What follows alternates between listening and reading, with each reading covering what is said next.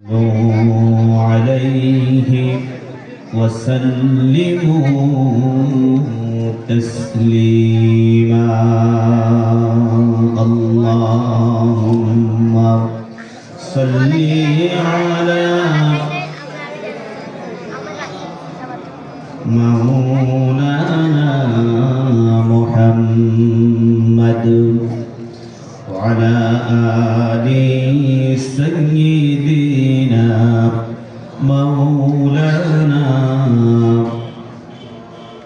শুরুতে একটু আপনাদের কষ্ট দেই, আপনারা যে এলোমেলো বসেছেন এটা আল্লাহ সন্তুষ্ট হবে আর শয়তান আপনাদেরকে চতুর্দিক থেকে ঘিরে ফেলবে। একটু যদি কষ্ট করে সবাই জড়ো হয়ে বসতেন তাহলে অনেক অনেক অনেক ভালো হয়। শুরুতে একটু কষ্ট দিই ভাই, আপনি সাউন্ড একটু ভালো করেন, মোবাইল টিভি বন্ধ করে সাউন্ডটা ভালো করেন।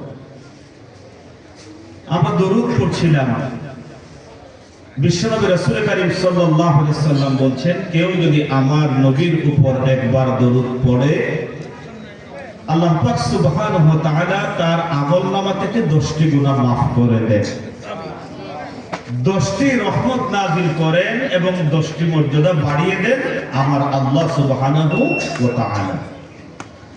দরুদের দুনিয়াবী স্বকীয়তা হচ্ছে, আমরা যারা নিজেদেরকে মুমিন পরিচয় দেয়, ঈমানদার দাবি করি, আমাদের দরুদের কণ্ঠস্বরের বরকতে যেসব ভাইদেরকে শয়তান ধরে রেখেছে দোকানপাটে, রাস্তাঘাটে, ঘরের ভিতরে, আওয়াজ দিয়ে বলুন এরকম মানুষ কম নাকি বেশি? আল্লাহ চাইলে আমাদের দরুদের কণ্ঠস্বরের বরকতে ওইসব ভাইরাও চলে আসতে পারবেন ইনশাআল্লাহ। এজন্য কণ্ঠটাকে ছেড়ে দেন, ইমানদারের মতো আওয়াজ দিয়ে দরুদ পড়ি। আল্লাহুম্মা সাল্লি আলা সাইয়্যিদিনা মাওলানা ওয়া আলা আলি সাইয়্যিদিনা। হে রাসূল তোমায় ভালোবাসি,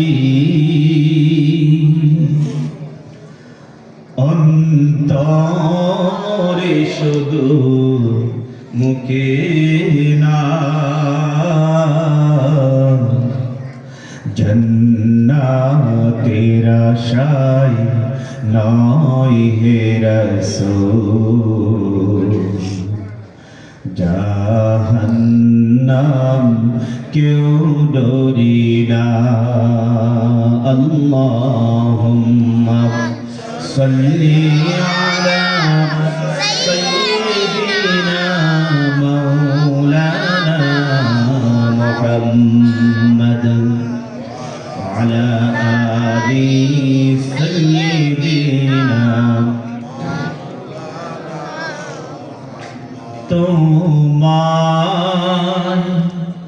পাওয়ার আশায় মন ছুটে যায় মদিনায়, তোমার পাওয়ার আশায় মন ছুটে যায় মদিনা। এ আশিকে দিদার দাও না, হর দূরে থাকিও না।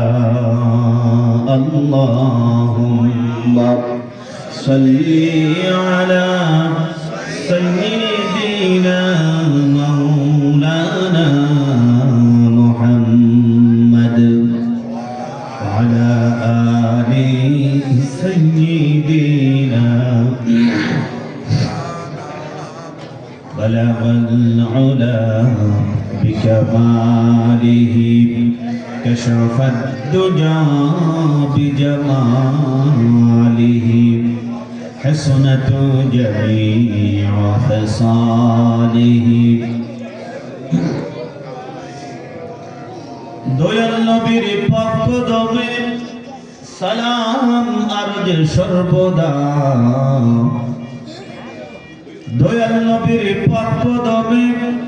সালাম আরজ সর্বদা ফেরেশতা যার পড়ে দরুদ পাঠাই সালাম খুদ আল্লাহ বালাগাল আলা বিকামালিহি কাশাফাত দুজা বিজামালিহি حسنت جميع خصاله صلوا عليه الحمد لله চন্দনাইশ পৌরসভাস্থ দক্ষিণ জোয়ারা নৌরিয়া দোলা ফকির রহমাহুল্লাহ হাদিসখানা ও তিনখানা ও হাজি ফাতেম ইসলাম নুরানি একাডেমি কর্তৃক আয়োজিত আজকের কোরআনের মাহফিলের সম্মানিত সভাপতি, চট্টগ্রাম বোর্ড ও সেক্রেটারি, উপপরীক্ষা নিয়ন্ত্রক জনাব অধ্যাপক দিদারুল আলম সাহিব হাফিজাহুল্লাহ আতালাল্লাহ উমরহ বারাকাল্লাহু ফি হায়াতি, আমরা বলি আমিন।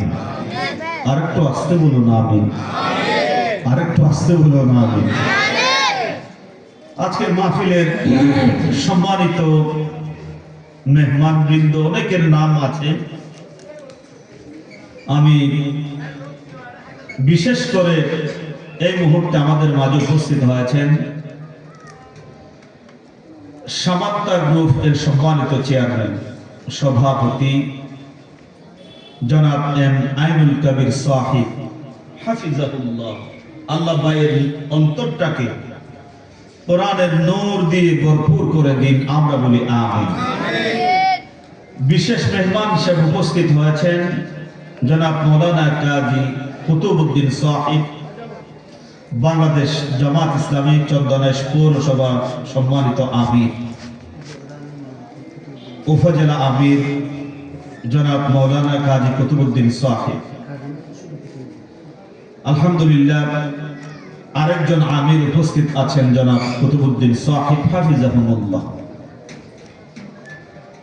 অসংখ্য মেহমানবৃন্দ আছেন যাদের নাম নেওয়া প্রয়োজন ছিল, দরকার ছিল, যেহেতু সময়ের সংক্ষিপ্ততা আছে আমরা নাম নিচ্ছি না, দুঃখ প্রকাশ করছি, ক্ষমা চেয়ে নিচ্ছি। সম্মানিত মেহমানবৃন্দ, বিশেষ করে আমার পূর্বে আলোচনা করেছেন, হুজুরের নাম কি ছিল? মৌলানা মুসলিম উদ্দিন নিজামী হুজুর। আমি বসে বসে আলোচনা শুনছিলাম, এই বয়সে কি সুন্দর চমৎকার কথা আমার মুহতারাম বলেছেন। আলহামদুলিল্লাহ, আল্লাহ হুজুরকে দীর্ঘ সময় আমাদের মাঝে বাঁচিয়ে রাখুন, আমরা বলি আমিন। উপস্থিত হাজরাত, উলামায়ে কেরাম, খুতবায়ে ইজাম, ইমাম সাহেবগণ, মুয়াজ্জিন সাহেবগণ, আমার সামনে বসে অঞ্চলের কোরআন প্রিয়, রসুল প্রিয়, ইসলাম প্রিয় মুরব্বিয়ানে ইজাম, যুবক ভাইরা, ছোট ভাইরা, পর্দার অন্তরালের মুহতারামা মা এবং বোনেরা, আমি আবারও সালাম দিচ্ছি, আসসালামু আলাইকুম ওয়া রাহমাতুল্লাহি ওয়া বারাকাতুহু।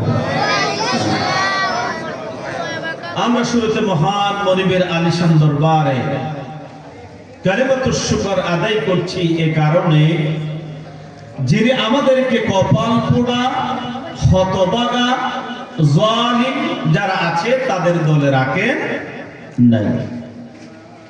আমরা জালিম বলি তাদেরকে যাদের টাকা পয়সা আছে, বাহুবল আছে, টাকা পয়সার জোরে, বাহুবলের তোড়ে গরিব মানুষকে অন্যায় করে যারা, আমরা তাদেরকে জালিম বলি, ঠিক না বলুন?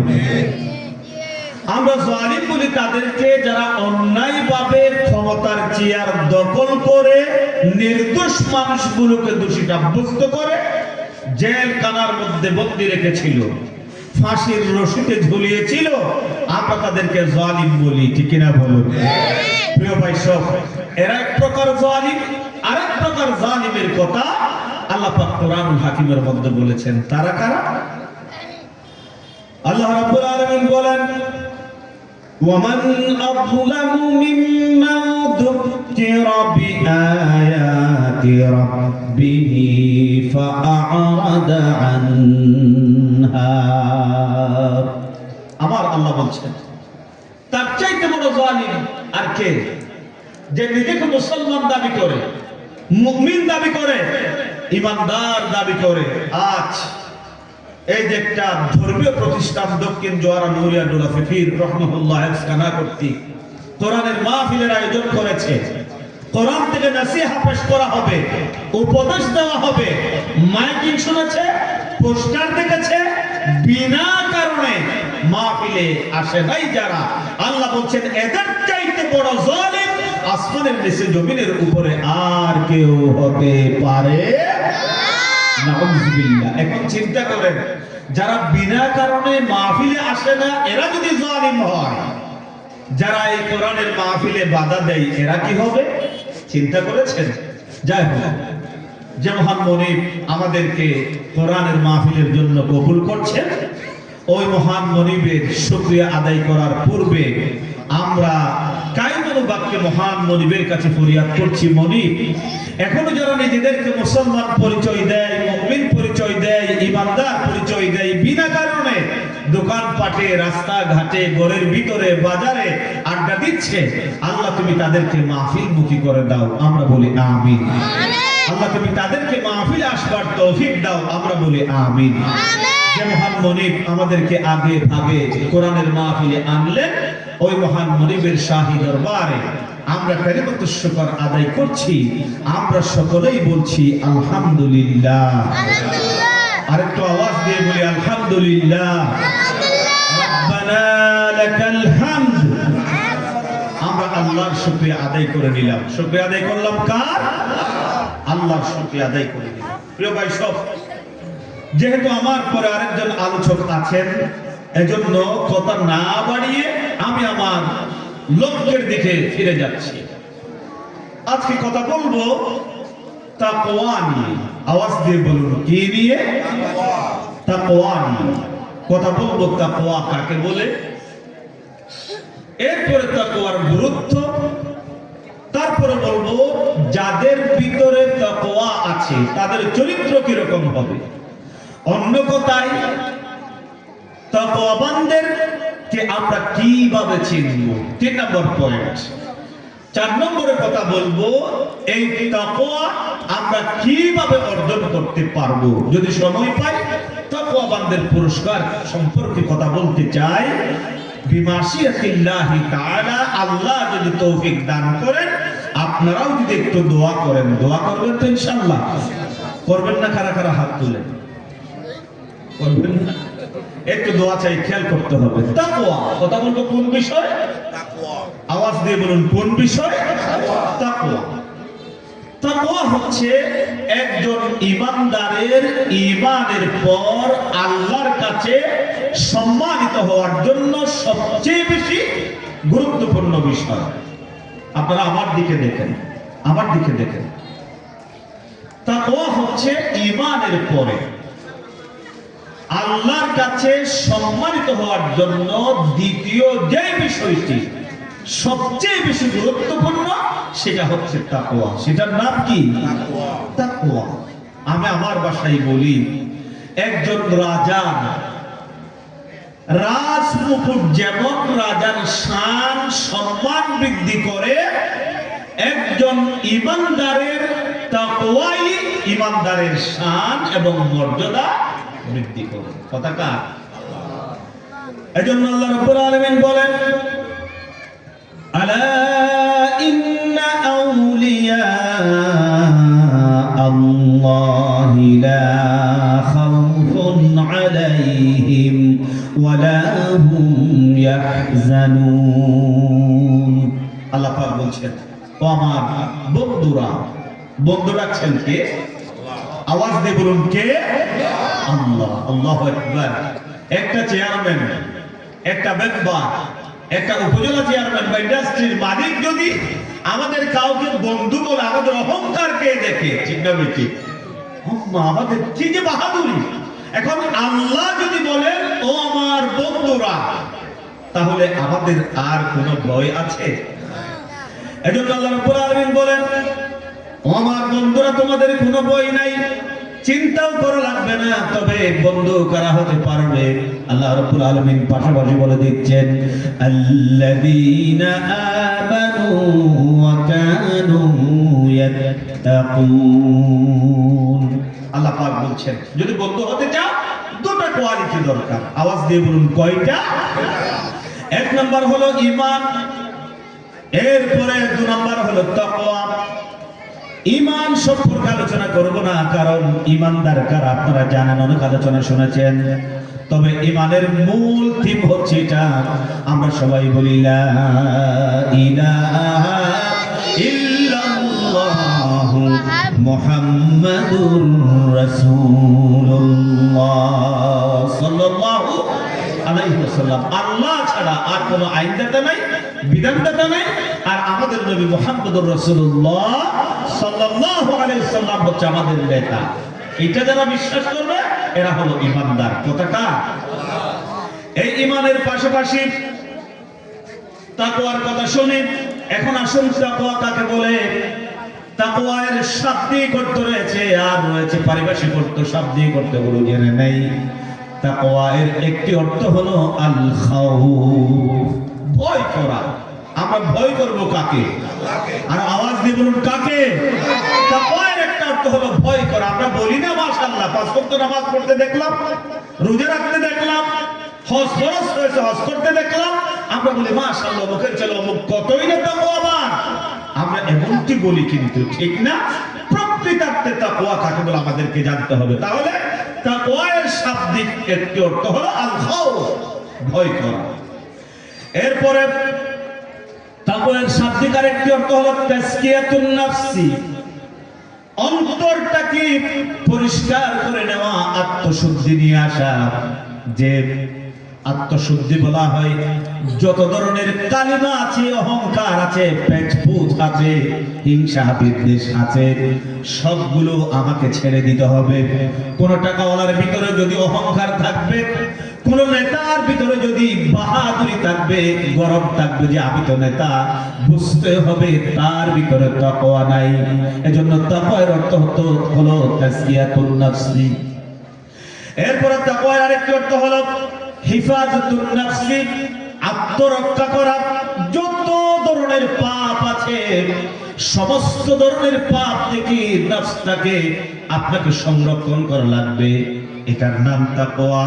এরপরে তাকওয়ার আরেকটি অর্থ হলো তারাকু আমালিশ শায়াতিন, শয়তানি যত ফর্মুলা আছে, থিওরি আছে, নীতি আছে, সব দেখে আমাকে বিচ্ছিন্ন হয়ে কেবলমাত্র আল্লাহর গুলো মানাটার নাম হচ্ছে তাকওয়া। কষ্ট হচ্ছে আপনাদের? বুঝতে সমস্যা হচ্ছে না? এখন আসুন পরিভাষায় তাকওয়া কাকে বলে। অনেক সংজ্ঞা আপনাদের জন্য কোট করেছি, শুধু একটাই শোনাই। ইমাম গাজ্জালি রাহিমাহুল্লাহর মতে আল্লাহর ভয় অন্তরে জাগরুক রেখে যাবতীয় সৎকর্ম বর্জন করে সৎকর্ম সম্পাদন করাটার নাম হলো তাকওয়া। আমি আবার বলছি, আল্লাহর ভয় অন্তরে জাগরুক রেখে যত ধরনের বাজে কাজ আছে, পচা কাজ আছে, সবগুলো বাদ দিয়ে কেবলমাত্র আল্লাহর সন্তুষ্টির জন্য যত ভালো কাজ আছে সেগুলো করাটার নাম হলো তাকওয়া। এখন আসুন হাদিসের দিকে চলে যাই। আল্লাহ নবী কি বলেছেন শোনাই তাকওয়া সম্পর্কে। নবী করিম সাল্লাল্লাহু আলাইহি সাল্লাম তিনি বলছেন তাকওয়ার সংজ্ঞা দিতে গিয়ে, দা'মা ইয়ারিবুকা ইলা মা লা ইয়ারিবুক। নবী আমার বলেছেন যেই জিনিসটাতে সন্দেহ আছে, ওই সন্দেহযুক্ত জিনিসটা ত্যাগ করে যেখানে সন্দেহ নাই, যেটাতে কোনো সন্দেহ নাই, ওই জিনিসটা গ্রহণ করাটার নাম হলো তাকওয়া। আমি আমার ভাষায় এক্সাম্পল দেই এইভাবে। ফজরের জামাতের জন্য আযান দেওয়া হচ্ছে, নামাজের জন্য আযান দেওয়া হচ্ছে, একটু খেয়াল করে নামাজ দিতে। এখন মুয়াজ্জিন বলল আসসালাতু খায়রুম মিনান নাওম, ঘুম থেকে নামাজ পড়তে। কোন ঈমানদার এই বাক্য শুনলে তার পৃষ্ঠদেহ বিছানায় রাখতে পারবে না। আযান দিয়ে দিল, এক মুরব্বি ফজরের নামাজ পড়তে গেল। তাকওয়া কাকে বলে একটু শুনেন। এখন ফজরের নামাজ পড়ে তিনি মসজিদ থেকে বের হলেন, হলেই একটা চায়ের দোকানে বসলেন। আপনাদের এখানে চায়ের দোকান আছে নাকি নেই? আপনারা দেখে থাকবেন দোকানদারদের একটা চরিত্র হচ্ছে সারাদিন দোকান করে, বিশেষ করে খাদ্যের দোকান হোটেল যেগুলো আছে সারাদিন ব্যবসা করে, রাত্রিবেলায় যখন তারা দোকান ক্লোজ করবে তখন দোকানটাকে পরিষ্কার করে নেয় এবং নিচটাকে ঝাড়ু দিয়ে নেয়, ঠিক না বলুন? এরপরে আবার দেখা যায় যখন সকালবেলায় দোকান খোলে তারা বিসমিল্লাহ বলে আবার দোকান পরিষ্কার করে, ঠিক না বলুন? প্রিয় ভাই সব, এখন একজন মুরব্বী ফজরের নামাজ পড়লো, ফজরের নামাজ পড়বার পরে মসজিদ থেকে বেরিয়ে ওই চায়ের দোকানে ঢুকলো। কোথায় ঢুকলো? চায়ের দোকানে। খিদা পেয়েছে, দোকানদারকে বলল রুটি দাও, ভাজি দাও, সব খেলো। খাওয়ার পর এখন মুরব্বী চলে যাবে, ওই যে নাস্তা খেয়েছে ওই নাস্তা খাওয়ার টাকা দেওয়া লাগবে নাকি লাগবে না? তিনি চলে গেলেন ম্যানেজারের কাছে। ম্যানেজারের কাছে যাওয়ার আগে বিসমিল্লাহ বলে ডান পকেটে হাত দিলেন। ডান পকেট থেকে যখন হাতটা তুলবেন তখন নিচে দেখলেন একটা 1000 টাকার টাটকা নোট। আওয়াজ দিয়ে বলুন কয় হাজার টাকার? এখন তার পকেটে আরো অনেক 1000 টাকার নোট আছে, কিন্তু কতটা ছিল তিনি সেটা গুনে রাখেন নাই। এমনকি আমাদেরও হয় নাকি হয় না? যাদের টাকা পয়সা হিসাব রাখার, আমাদের গরিবদের মতো ব্যবসায়ীরা অনেক টাকা আছে, এটা বলবার সময় আছে, পকেটে রেখে দিল 1000 টাকার নোট কয়টা আছে এটা দেখার সুযোগ হয় নাই মুরব্বী। এখন টাকা নিতে গিয়ে দেখেন নিচে একটা 1000 টাকার নোট পড়ে আছে। তিনি এখন কি করবেন? তার পকেটে 1000 টাকার নোট আছে কিন্তু গুনে রাখেন নাই রাত্রিবেলায়। এখন চিন্তায় পড়ে গেলেন, এই যে চেয়ারের নিচে 1000 টাকার নোট পড়ে গেল, আমি আমার পকেট থেকে টাকা নেওয়ার সময় পড়লো নাকি এটা আগ থেকে আছে? মুরব্বী মানুষ, বয়োবৃদ্ধ, জ্ঞান সমৃদ্ধ, তিনি ভাবলেন দোকানদার যেহেতু রাত্রিবেলায় দোকান পরিষ্কার করে ঘরে গিয়েছে, আবার সকাল বেলায় যখন দোকানদার আসলেন আবার পরিষ্কার করেছে, সুতরাং অন্য কারো টাকা যদি হতো তাহলে দোকানদার পরিষ্কার করার সময় ওই টাকা পেয়ে যেত, ঠিক কিনা বলুন? এই চিন্তা করবার পর তিনি নিশ্চিত হলেন এটা তারই পকেট থেকে পড়েছে। 100% এর ভিতরে 99.99 তিনি এটা নিশ্চিত তার টাকা, কিন্তু 1% তার সন্দেহ হলো এটা বুঝি তার টাকা নয়। এই যে 1% সন্দেহ হওয়ার কারণে 99% নিশ্চিত হওয়ার পরেও 99% কে বাদ দিয়ে ওই 1% সন্দেহ হওয়ার কারণে সেই টাকাটা না নেওয়ার নাম হলো তাকওয়া। সুবহানাল্লাহ। এটা তো রাসূল বলেছেন দা'মা ইয়ারিবুকা ইলা মা লা ইয়ারিবুক, যে বিষয়টাতে সন্দেহ আছে সেটা বাদ দিয়ে যে বিষয়টাতে সন্দেহ নাই সেটা গ্রহণ করাটার নাম হলো তাকওয়া। সুবহানাল্লাহ।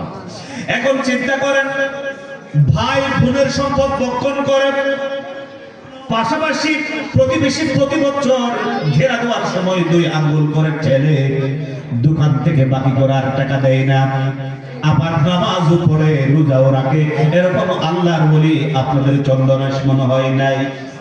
আওয়াজ দিয়ে বলুন আছে?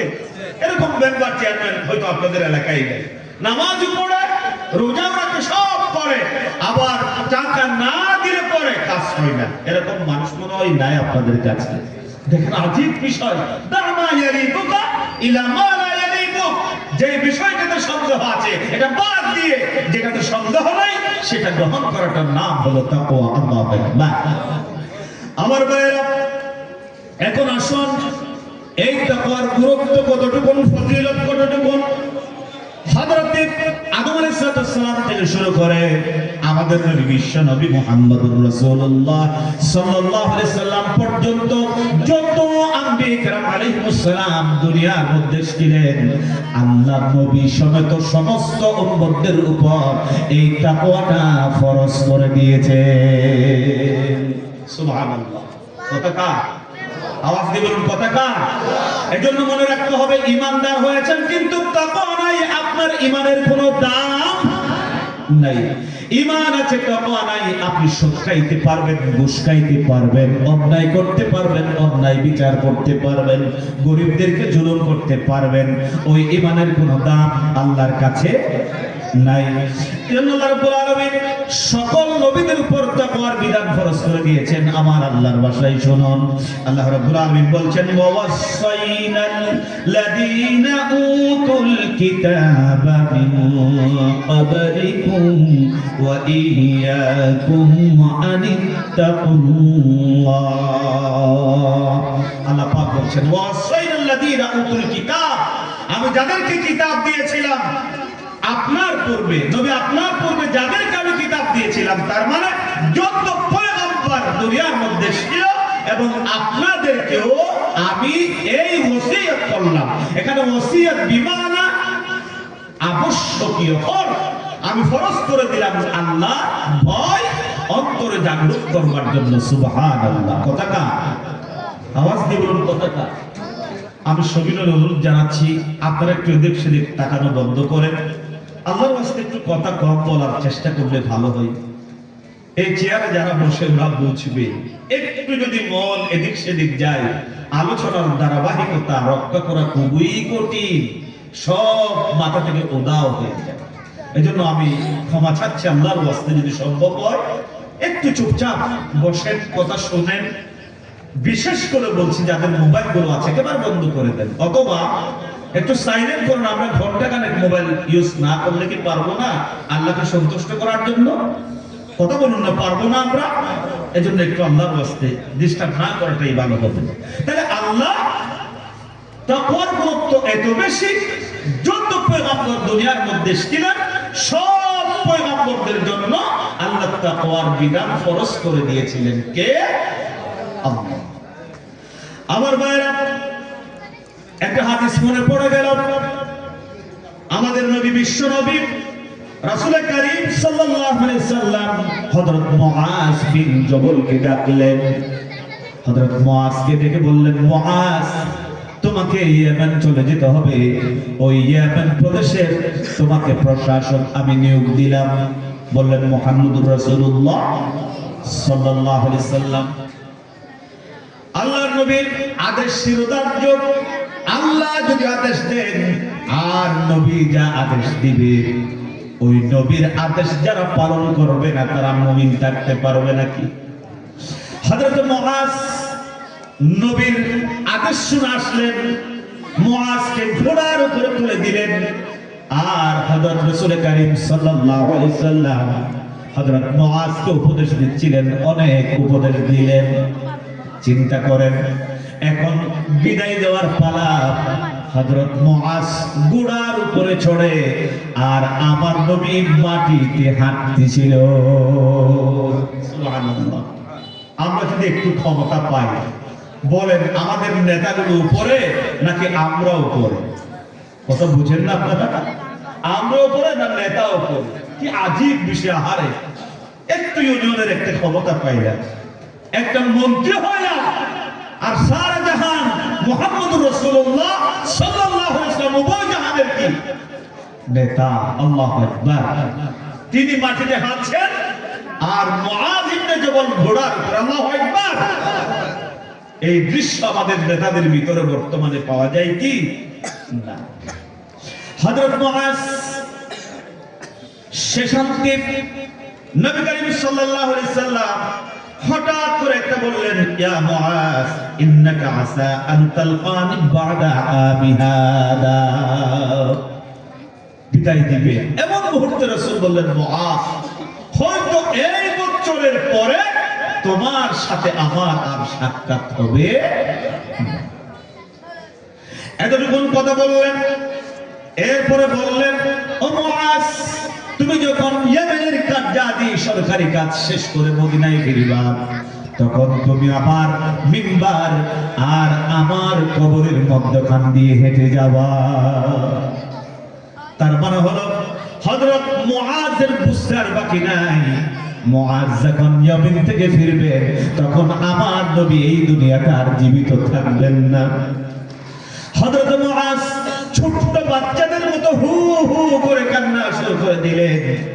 ঘোড়া থেকে নেমে পড়লেন, হাত জোর করে বললেন, রাসূল, আপনার এই কথার মাধ্যমে আমি বুঝতে পারলাম যে আপনি বলেছেন এই বছরের পর আপনার সাথে আমার আর সাক্ষাৎ হবে না।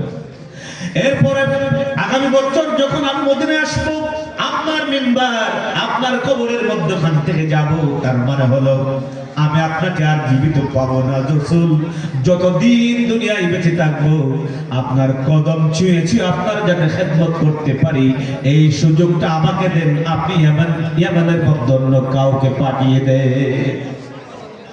হযরত মুআজ এই কথাটুকু বললেন, বিশ্বনবী বলেন, মুআজ তুমি চলে যাও ইয়ামানে, আর শুনে রাখো তাকওয়ার গুণে যদি সমৃদ্ধ হতে পারো, কিয়ামতের দিন কঠিন মুসিবতের সময় আর এই দুনিয়াতে থাকলেও যাদের ভিতরে তাকওয়া থাকবে, আল্লাহ ভীতি থাকবে, ওই মানুষগুলো আমি নবীর সাথে খুব কাছাকাছি থাকবে।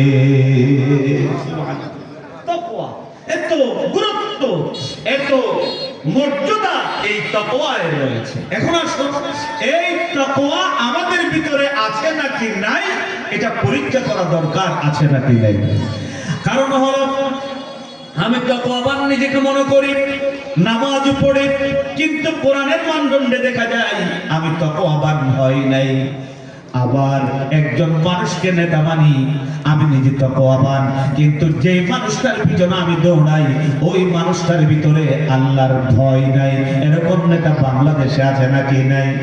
মনে রাখবেন মুসলমান, আমার ভিতরে তাকওয়া আছে, আমার ভিতরে আল্লাহ ভীতি আছে, কিন্তু এমন একজন মানুষকে আমি বন্ধু বানালাম, এমন একজন মানুষকে আমি নেতা মানলাম যার ভিতরে তাকওয়ার লেশ মাত্র নাই। আল্লাহর হাবিব বলছেন, ওই যে তাকওয়াহীন নেতার পিছনে দৌড়াবার কারণে আমি তাকওয়াবান বান্দাকে কাল কিয়ামতের মাঠে ওই তাকওয়াহীন নেতার সাথে জাহান্নামের কীট হয়ে যাওয়া লাগবে। এজন্য বিশ্বনবী রাসূল কারীম সাল্লাল্লাহু আলাইহি সাল্লাম বলছেন, আল মারউ মা'a মান আহাব্বা, যে যাকে ভালোবাসবে ওই মানুষটার সাথে তার হাসর হবে। এজন্য আমাদের দরকার, আমরা যারা শুনছি মাইকের আওয়াজ যতটুকু যাচ্ছে, আমরা হুজুর যারা আছি, প্রকৃতার্থে আমাদের ভিতরে তাকওয়া আছে নাকি নাই আমরা কিভাবে বুঝবো? এখন আসুন, তাকওয়া আছে নাকি নাই আল্লাহর কোরআনের মধ্যে অনেক শর্তাবলী উল্লেখ করেছে। আল্লাহ বলছেন যাদের ভিতরে তাকওয়া আছে ওই মানুষগুলোর চরিত্র হলো এরকম, এরা যেটাই করবে, যেটাই তারা কোনো কাজ আঞ্জাম দিতে যাবে, একটাই লক্ষ্য থাকবে, একটাই উদ্দেশ্য থাকবে ওই তাকওয়াবানদের অন্তরে, সেটা হচ্ছে আল্লাহর সন্তুষ্টি। কার সন্তুষ্টি? আওয়াজ দিয়ে বলুন, আরো চিল্লাই বলুন, কার সন্তুষ্টি? আপনি খেতে কাজ করতে যাবেন, আপনার ভিতরে থাকবে আল্লাহর সন্তুষ্টি। খেতে কাজ এটা একটা ইবাদত। কিভাবে ইবাদত? আল্লাহ রাব্বুল আলামিন আপনার উপরে কতগুলো দায়িত্ব অটোমেটিক্যালি তুলে দিয়েছেন। আপনার বিবি আছে, আপনার সন্তান আছে, আপনার মা আছে, আপনার বাবা আছে, আপনার অতিথিদেরকে খাওয়াতে হবে। আপনি ব্যবসা করবেন, এই নিয়তি করবেন, আল্লাহ রাব্বুল আলামিন আমার অধীনস্থ লোকগুলো রেখেছে, এদেরকে খাওয়াতে হবে। এজন্য আল্লাহর হুকুম পালন করছি, উদ্দেশ্য হলো আল্লাহর সন্তুষ্টি। আল্লাহু আকবার। এখন এই চিন্তায় যদি রাজনীতি করেন যে আমি রাজনীতি করছি কেবলমাত্র আল্লাহর সন্তুষ্টির জন্য, অন্য কোন নেতাকে দুনিয়ার মধ্যে সন্তুষ্ট করবার জন্য নয়, এই চিন্তা করেন যে আপনি রাজনীতি করেন, তাহলে আপনার রাজনীতি হবে কোরআন ভিত্তিক। ঠিক কিনা বলুন? এজন্য আপনার ভিতরে তাকওয়া আছে কি নাই, এক নাম্বার থিওরি, আপনার সব কাজ করতে যদি এই চিন্তা অটোমেটিক্যালি মাথার ভিতরে আসে, আমার এই কাজ আল্লাহর সন্তুষ্টির জন্য, তাহলে আপনি খালেস নিয়তে কেবলমাত্র করতে পারবেন, অন্যথায় নয়। এরপরে 2 নাম্বার, আপনার ভিতরে তাকওয়া আছে নাকি নাই সেটা কিভাবে বুঝবেন? আপনি যদি কোনো কল্যাণকর কাজ দেখেন, আপনার যদি তীব্র প্রতিযোগিতা দেখে মন চাই, তাহলে বুঝতে হবে আপনার ভিতরে আল্লাহর ভয় আছে। আর যদি ভালো কাজ দেখলে আপনার সেখানে মন দৌড়ে না যায়, বরং অন্যায় কাজে পাপাচারের দিকে আপনার মন ধাবিত হয়, তাহলে বুঝতে হবে আপনার ভিতরে তাকওয়া নাই। কথাকার? আরো চিল্লাই বলুন, কথাকার? এজন্য আল্লাহ রাব্বুল আলামিন বলেন, ইন্নাহুম কানু ইউসারিউনা ফিল খায়রাতি ওয়া ইয়াদউনা রাব্বাহু